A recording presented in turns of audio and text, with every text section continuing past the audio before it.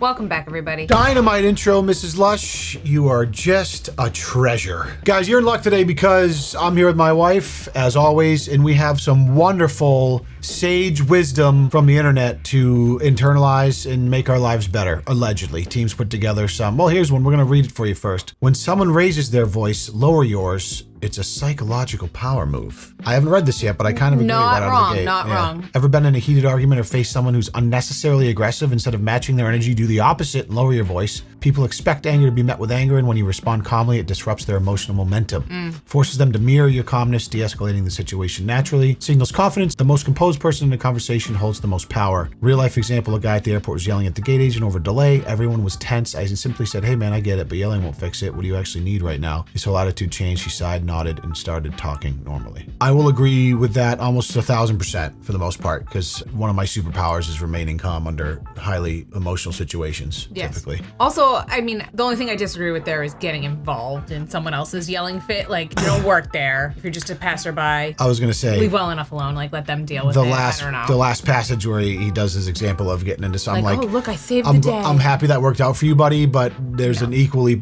high percentage chance you could have like gotten punched or had a gun drawn on you and had your head blown off. Like, so if you don't need to, don't get involved. Depends on the situation. Yeah, I've seen people try to calmly de-escalate and make it escalate further, but in general, I totally agree. Like, you do hold the power when you have emotional control. I was a big de-escalator in middle school and high school. I was because I was like the huge. Even then? I was the big fat funny guy, so I was big. So people like I never, anytime there was like fights or whatever, I was always the guy that was kind of like, hey guys, chill out. It's all good. No need to be fighting. Lover, not a fighter. Yeah, I did one time lose it and threw someone into a locker. Shut up. That was the very only time I've been in. Did you murder them? It was pretty sweet. Smitty still talks to it about it to this day. Yeah, he's like, I forgot to tell you through. Like, I think this kid's name was Jesse, and I just launched him into a locker. It was awesome. Other than that, though, sorry, Jesse. LPT people are just temporary. Accept that. Does that stand for low patience? Oh, life pro tip. What? Life pro tips? Oh, got it. Took me a minute. Life pro tip. People are just temporary. Accept that. Yeah. There are 5-minute people in your life, 5-day people, and 20-year people. Acknowledge that time we spend with people is mostly limited. We can't predict how much time we will spend together, but what we can do is recognize that our time with them is finite. Treat them with awareness. Ask the questions you're curious about. Learn from them as they might leave tomorrow. Share with them the things you'd like them to know. Create memories that will outlast time, and offer them kindness when they least expect it. But don't take their presence for granted. They could be gone tomorrow already. Cherish. I mean, that's very sage, and I agree with all of that as well. Just that's more of a perspective. Nothing to disagree with there. It's just a perspective thing, which I totally agree with. I think people have a tendency a lot of times, the more you age and the more relationships you've had in your life that have come and gone, it's easy to kind of latch to a sense of regret, like, oh, we fell out of touch, or we did this, or we did that. And you just have to totally accept that there's going to be people that you were super close with that you're not anymore. And that's just kind of the natural progression of life. And there are situations where you want to maintain that closeness, and the older you get, the more work that takes, because life just becomes Friendships, busy. relationships take a lot of work. That's right. I will say, I thought this video was going to be like TikToks of people saying dumb shit. Oh. And you never know what the team's going to bring to the table, but here we are with some actual real. Is that why when you clicked on it, you said, oh boy? Yeah. Yeah, well, here's a TikTok right here. Let's see. Maybe there will be a dumb one. Let's see what this one is. Yeah, this probably won't take long to get there. Hey, how old are you? How old do you think I am? 83. You're very kind. I'm 95. And yourself? Almost? 89. What does it feel like to be love 95 and 89? We don't feel our age at all times. We do at certain times. We each have certain issues, but we're lucky to be walking. And holding each other's hand. Oh, just the best, dude. I love old couples that are just like still holding hands. It's the best. The sun on a day like today. If you look at the 20-somethings of today, is there something you don't like about them? And I think life is more difficult today for younger people than it was when we were young. In what sense? Crazy coming from someone who lived during the Great Depression. That. Post World War II. I think a different type of hard, but she might. Sure, yeah. Well, let's see what she says. A much different type of hard. Asks. In every sense. I don't think they're as concerned about tomorrow as we were. We thought of the future. I don't think they care. They just spend. If you could go back in time and give advice to your younger self, what advice would you give to him and her? Try to be as positive as you can, because tomorrow's going to be a better day unless you make it a worse day. Is there a cherishable item that either of you have that you've kept with you throughout the years? One or another. What I a love guy. that. Dude, that couple's legendary. Protect them at all costs. Seriously. That's like one of those situations where eventually they go home to see the good Lord, one of them does, and then the other one just kind of happens. Like, Shortly thereafter goes because they're each other's life force, kind of, you know? Yes. 95. I wonder if she was probably similar age. Looked at maybe. She said 80 something. Oh, she did? Late Yeah. 80s? Okay, good for them. That was a good video. I like that. All right, life pro tip. Pack half of your clothes in your travel partner's suitcase. Oh. You know what's funny? I learned that we the hard just way. did this Learned that the recently. hard way. Yeah. And yes, I will never not. And have them do the same for you. This way, if a bag gets lost, you'll still have some clothes for the start of your trip until your bag shows up. And yes, you can also use your carry-on for this, but you can pack a lot more clothes in half a suitcase. Why did you learn this, honey? What happened to you? Oh man, went to Vegas for a very quick weekend trip for a wedding, and my bag got left in Boston. Bye-bye bag. And I mean, we had somewhere to be that night. Like there was a something, a pre-party, whatever. And I had no makeup, no clothes, no underwear, nothing to even wash my face or brush my hair with. right. Like I had nothing. Needless to say, I wanted to spend the afternoon drinking and gambling, and instead I was running around through like J.C. Penney's and trying to Google where the closest Filene's basement was. It was brutal. We had to Whatever take it a was. cab to the mall. It was J.C. rough. Penney's. How old am I, dude? Jesus. I know. Excuse you. What are you going to get your photos taken? Macy's, I guess, maybe. I don't remember where it was. Whatever. Doesn't matter. We took a cab to the mall, but it took a long time. It was stressful. We got it. We handled it. We ended up getting the bag But it that was night at like honestly a good midnight. lesson. Yeah. Oh yeah. Yeah, they delivered it. It was a whole thing. I had to like come leave where I was to go pick it up. Yep. So decent advice. But no, we I do still that now. won't. I won't do it ever, but because I mix and match Jackson's clothes and my clothes in bags, and I'd be happy. usually some in the carry-on too. Truly. I'd just be happy to wear the outfit I flew in for 3 days and not even care. But you know, typical guy stuff. Or like at least a bathing suit. That's so true. that If you I'm can gonna hop be- in the pool if you're going somewhere warm. I'll just go naked. That's fine. 5 hobbies that will change your life. Let's hear some real bro podcast. Want to change your life?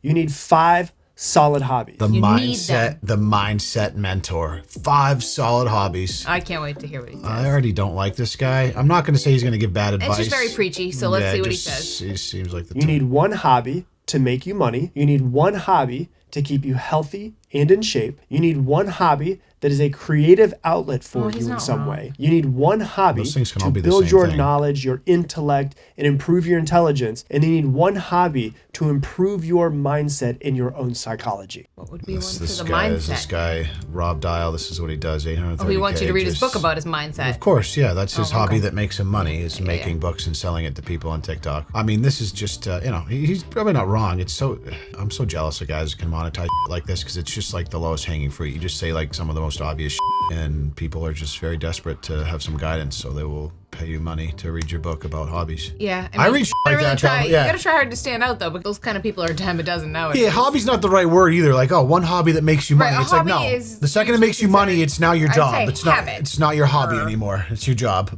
Yeah. And that's the interesting part about making money is oftentimes when your hobby that you love becomes your job, the part that you loved about it tends no to longer be fun.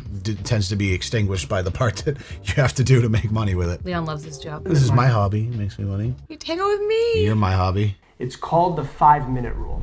When lot of something fives goes for wrong this guy. or terrible or not the way that you Take 5 minutes and think about. All right. timer on your phones for 5 minutes. No, I And in won't. that 5 minutes, you give yourself full permission to cry, to scream, to cuss, to punch a pillow. Your partner. Oh. And no. then after those 5 minutes is up, you say 3 words. Can't change it.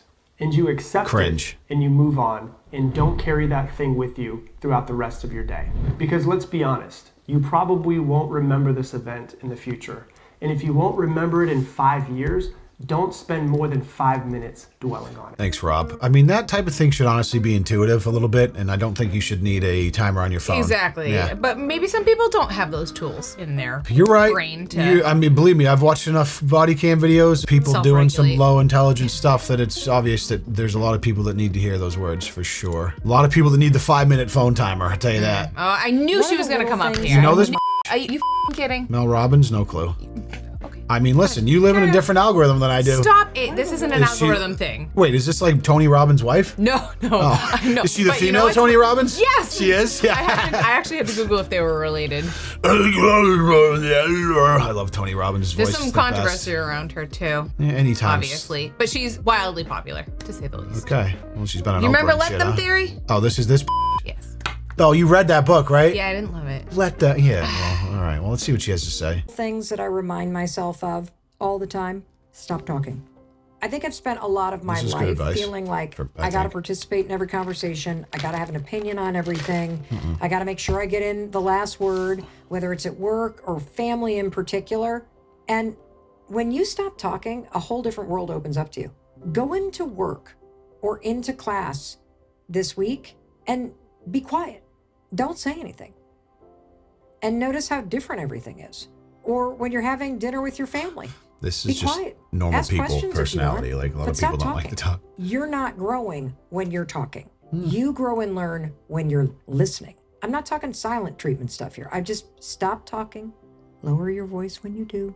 It signals that you're in control. And your peace is worth protecting. So stop talking. It's just a lot of little tidbits like that. Of course, That's I mean, I'm that's sh- always been around. Like, listen more than you speak. Yeah, be quick to listen, slow to speak, and slow to yeah, become angry. James 12:19. I don't know. That was one of the few Bible verses I memorized when I was homeschooled. Is it James? James 1:19. Let's f***ing go, dude. Your parents would be proud. They would be so proud. Mom, Dad, if you're watching this, that Bible verse I remembered when I was homeschooled in 5th grade, still got it. It's why the Lord gave you 2 ears, 2 eyes, and 1 tongue. That's what they say too, right? Yeah, I'm sure she has a team that just cuts up 60 billion clips of this a day. Oh yeah, just because she has her completely podcast spams. and just it's the you Gary can chop it up into a million pieces. The Gary Vaynerchuk content model. Should we just do a podcast and just give a little tidbit lives and just hire an in-house editor to make 60,000 shorts to post a day? We totally could. Not really. I mean, it's not like I have anything to say that 8,000 bazillion other people haven't said. Hi, you need a little more confidence. You're very smart and capable. I feel the same way though. I really But do. it's just very redundant. It's just all like redundant. It really is. They all say the same thing as Yeah. each other in different words. Yeah, we sure Or the do. same words. And actually, speaking of, the whole controversy is that she stole the Let Them theory from another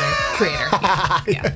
Recycled the same exact thing. No, Changed the title of it. I don't know what's true, what's not, but it's out there. You making mistakes was, is, and always will be an ever-changing constant throughout your life. How you react to or treat yourself for making mistakes, on the other hand, is freely fillable variable. Yeah, I'm not even going to read this whole thing, but this is the idea of that, yes, it's not about what happens, it's about how you react to what happens. Because There you go. Yeah. Thank you for dumbing it down for You us. don't have a choice over a lot of stuff that happens to you, but you do have a choice on how you look at it, view it, receive it, and act after it. And that's it. And you got to be aware of that. That's another thing that some people just need that can't figure out. Yeah, It's like they think the whole world's happening to them. There's nothing they can do. It's like, no, like, yeah, you're going to go through some tough shit, but you always have a choice in how you pave the way forward afterwards. Control Up to what you can. Yeah. Okay, The this might be classiest interesting. way to deal with someone trying to embarrass you in front of others, don't give them the show they want. We've all been there. You get a group hangout, maybe a work event or a casual get together, and the one person keeps throwing shade your way. Little jabs, sarcastic comments, trying to make you the punch sign in front of others. The best move, don't react, don't argue, don't even give it the attention they are clearly fishing for. Instead, stay cool. Before I finish this, I always go the Eminem 8 Mile route and just you beat them to the punch and you self-deprecate over the things. If you're funny and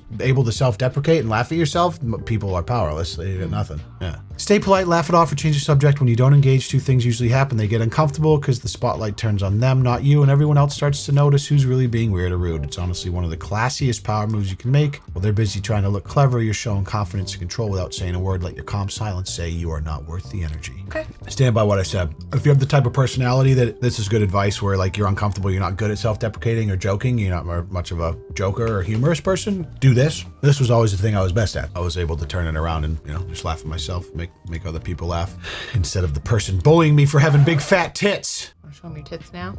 You can make them jiggle with Well, the muscles. they can see on Instagram. Oh, yes. We look down now to 16-year-olds and say, where are you going to go to college? What are you going to do for the rest of your life? And it's like, they're not fully baked yet. How do they know? Yeah. Give them a break. True story. Just say, look, I think after high school, take a year off. Take 2 years off. Join the Peace Corps. Travel. Go figure things out. Or just enjoy yourself. I mean, yeah, I like where he's going. Go figure things out is a little, you never really figure it out. Yeah. But you can maybe find some direction. Take some time or whatever. You just need more lived experience, yeah. A lot of kids have been in high school, have just lived in the same town and gone to school and come home. Life's been very structured. They've had no experience having to fend for themselves or be in a foreign environment. And sometimes it's better. There's a lot of people that would be better off having some life experience before committing to a multi-6-figure debt accrual via some sort of collegiate collegiate path that will eventually yield you a piece of paper that may or may not even benefit your life at all. It's very unreasonable to expect 16 and 17-year-olds to know what they want to do. Yeah, that's very traditional, like the way our parents grew up. So people are coming around now and realizing that, like, hey, guess what? You don't have to go to college to be successful. Some people might want to, and that might be the best path for some people, but there's a lot of ways to make a living these days. And look at us using our degrees right here. My degree in staying up till 2 a.m. every night and being degenerate. Yeah. Although I will say the degree I got in exercise science has always helped inform my ability to manage my health as I get older, which helps. I say that as someone who still like uses an app to have my workouts written for me. I'm just too lazy to do it myself. Okay. That is. No, it's fine. I mean, there's just so many of those services available. Like, there's no need to. It's an accountability thing for me too. Yeah. I like doing it just because I'm like, but you know how to modify if you need to. Yeah, of course. Exactly. It's a loose suggestion. Success can be lonely, hon. What do you know about it? One of the downsides to success is it can get really lonely in process. Imagine having to dress up like this every day and make videos about success. Like, that's just a thing. He looks like he works at a car dealership. Once you get to this point where you're just dressing like this for everything, it's like, meh. But that's kind of like, you got to dress the part. You might look at your videos and be like, oh, imagine dressing like a bum every day. Friendly fire! Well, I would much rather take advice from a person that looks like a bum. True. Hey, nothing against it. There is something to be said about a sharp dressed man. Reason is very often your social circles change. Because if you're developing and growing and your friends aren't, you'll get to this point where you just feel disconnected from them. When you go to hang out with them, it's like, I don't have anything in common with you anymore. I don't even know what to talk to you about because what you care about, I don't care about. You want to talk about the last Netflix series and I don't even know what that is, right? That's right, because successful people can't watch Netflix or relax or do anything fun ever. If you're ever taking time for yourself, always grinding, or doing anything that's not hustling and not sleeping and not making money, you're a loser. Look at my suit. I'm the man. There's a disconnect. So there's this season where success can kind of become lonely if you're not in community, which is among the many reasons why our community is so cool, because you're less likely to be alone. When you're doing this all on your own. Because it's a bunch of lonely losers that only care about success. And some people do. It gets really lonely because you have no one. Yeah. I mean, I get what he's trying to say, but this comes back to the whole idea of like what it actually is success. Success to these people is like just chasing a number for your entire life. A number that doesn't changes. Even matter. Yeah, that changes, goes up and down, doesn't matter. And like, well, okay, you've bought cooler things, nicer things. The real definition of success needs to be studied, because for a lot of people, it would much be better served as not alienating people you love in the pursuit of something material. It would be building a family, creating relationships in your community with people you love. It would be reaching out to people that aren't on the same grind as hustle with you and having different perspectives. I'm so tired of this like success preaching on fucking internet where like, you gotta be rich and have money, and like, don't get me wrong, those things are important, but there's success in life, not just in the financial vertical, is a much different beast than just like making money. It's a balance between those things. I feel like too, in like your instance or our current situation, just being able to have the flexibility that we have is like success. Super successful. We just to have the flexibility to do what we need to do in terms of being at every single game that our child has and pick them up from school every day and not working 9 to 5. Yeah, it's different for everyone. I just think that at the end of the day, they're going to look back on their life and be like, man, what did I do all that for? I'm surrounded by nobody. I have no friends, no family, and no close relationships, but I have a big old bank account.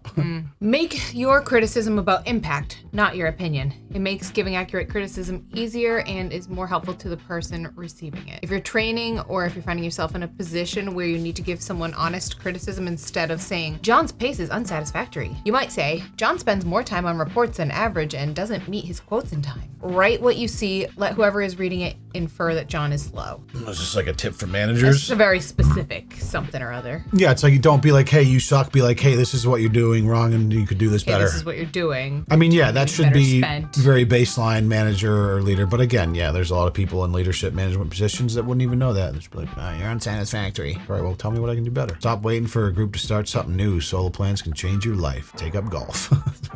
Spend every day at the range. I'd put off going to art workshops because none of my friends were into painting, and wait, cancel, skip because I didn't want to go alone. Then I signed up and went, met cool people, learned new skills, and I look forward to it weekly, with or without the company. If you want to do something, do it. Invite others, but don't depend on them. Your plans are still worth showing up for, even if it's just you. I like it. I'm a big fan of doing things alone if you want to. Go to a movie, go out to dinner, do whatever. I mean, I was in sales for a year, and I used to really enjoy just going out in new towns, going to see a film. Nothing wrong with doing stuff by yourself. It's a good way way to actually meet new people. I mean, I have a whole new group of friends that I met just by going to Starbucks. We just played golf yesterday together. And had dinner at their house. Yeah, just because I was, yeah, exactly. Just because I went to Starbucks by myself. My gosh. No, it's the weirdest thing though. I'm like, how did you actually meet or start speaking to this group of people at Starbucks? Just Frank. You got like pulled into a conversation? One of them's very outgoing. I did, yeah. I was actually a third party to an argument over politics, believe it or not.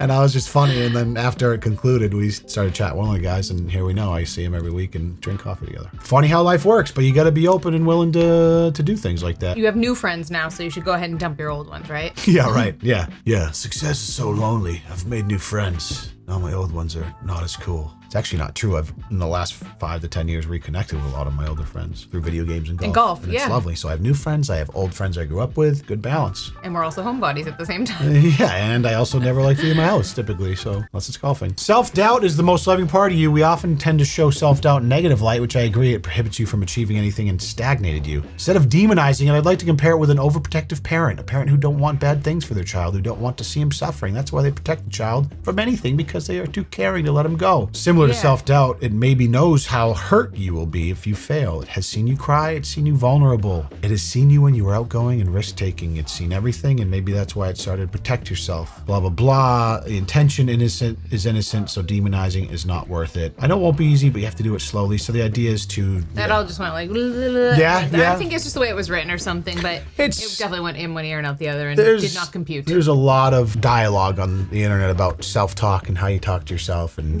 self-doubt being natural. And this idea of mentally manifesting, like if you constantly tell yourself or convince yourself that you're this way, you're going to stay that way. And there's some people that feel very strongly that if you reframe how you talk to yourself and you reframe how you think about yourself, as hard as it can be, whether it be through visualizations, whatever, it can help those things to manifest in reality. And like, I've always thought that's super frou-frou bullshit, but at the same time, limiting beliefs is a good way to call it. Like if you have to remove limiting beliefs in order to let yourself achieve the things that you want. There is an element of that because so everybody kind of has this individual identity that you've come up with on your own, like, and it changes over the course of your life. Like it used to be that you were a nurse, like that was a big part of your identity. Now you're big into Peloton and fitness, which is a big part of your identity. So you have these beliefs about yourself, and it can be very hard to change that unless you let yourself have a new belief about yourself, or you start to believe that you can be this thing if you desire it to be. As I've gotten older, I still don't believe in like crystal balls and like thinking about something and a check showing up in the mail, like some like The Secret might have you believe. But I do think there's a large mental piece to achieving a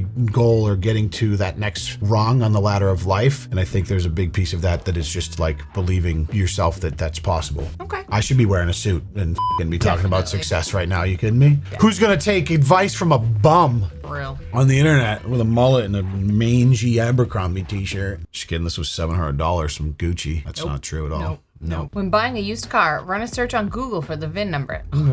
Okay, duh. So we'll see here. Some of the advice is very okay, so esoteric. It's not all okay. Got it. And some of it's just like, hey, here's a little tip. All right, whenever you're interested in buying a used vehicle, make sure you search the internet for its VIN. Oftentimes, you'll be able to check if you're getting a good deal or not, but the biggest benefit is finding older photos of the vehicle on any bid auction sites that show it as being wrecked or totaled previously. Sure. Yeah, I imagine that any kind of reseller, sale site, car file, that have to include the VIN on the site. So if you search specifically for the VIN, it can find any of the postings. Yeah, I don't think I've ever done that, but it's not a bad idea. And then there's Carfax too, and it tells you if there's any accident history. Right. I mean, that stuff's been around so long and it's monetized. I just assume a lot of that's equally as much of a scam as it is helping consumers. I'm just very skeptical of just someone's making money off it. Skeptical of everything, Here's the one for you guys at work: how to maintain your sanity at work. Not certain how accurate the figure is, but Malcolm Gladwell said anywhere up to 80% of decisions made in companies are wrong, and yet many of them still exist. It's through hard-won experience I can say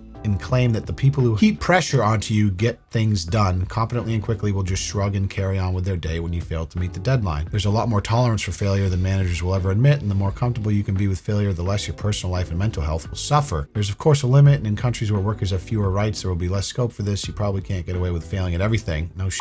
But I guarantee you that most of the time, hard, diligent work is rewarded with more work, and the people making all the noise about hustle are looking to profit from your efforts. Last paragraph, yes, 100%. It's just the reality of working in a corporate structure, working for someone else. Like, you will be rewarded and lauded and adored as someone who provides a lot of value for that company, and you can work there for 25 years and be the best employee, and they will drop you like a f***ing hot potato the second it doesn't suit them. So do not ever marry a job or marry a company that does not actually care about you. It's not to say other employees don't care about you, but the corporate structure is a ruthless that does not care about you at all. I follow a guy, his whole thing is like, the only way to really get rich is to own a business or sell a business, start a business, which is true for the most part.